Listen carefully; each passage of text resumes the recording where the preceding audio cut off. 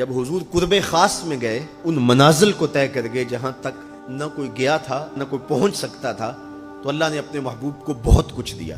محبوب کی جھولی میں بہت کچھ ڈالا اور ڈال کر کے کہا اے محبوب یہ تو میں نے خود دیا ہے، اب تو اپنی چاہت بھی بتا، تیری چاہت کیا ہے۔ یہ مہمان نوازی کے تقاضے ہوتے ہیں نا، کہ سب کچھ پیش کرنے کے بعد بھی میزبان کہتا ہے آپ کی کوئی پسند، تو سب کچھ دینے کے باوجود پیارے بتائیے آپ کو کیا دیا جائے۔ اب پھر حضور کی ڈیمانڈ دیکھیے، حضور نے مانگا کیا؟ الو زر مانگا، دولت مانگی، یہ تو قدموں میں رلتے تھے، حضور آنکھ اٹھا کے نہیں دیکھتے تھے، تو پھر مانگا کہا اے اللہ ساری زندگی میں کہتا رہا کہ تو میرا رب ہے، یہ میں نے غاروں میں بھی کہا، طائف کے بازاروں میں بھی کہا، مکے کی گلیوں میں بھی کہا، برستے پتھروں کے سائے میں بھی کہا، میرے سر انور پہ اوجلی ڈالی جاتی رہی، میں نے سر نہیں اٹھایا اور کہا کہ تو میرا رب ہے، ساری زندگی میں نے کہا کہ تو میرا رب ہے، آج تو بھی تو کہہ دے کہ تو میرا بندہ ہے، مجھے عبد کہہ کے پکار دے۔ ملا جیون علیہ رحمہ فرماتے، امام راضی بھی لکھتے ہیں یہ حضور کا پسند فرمودہ ہے، اور پھر عبدیت کا بندے کی طرف سے جو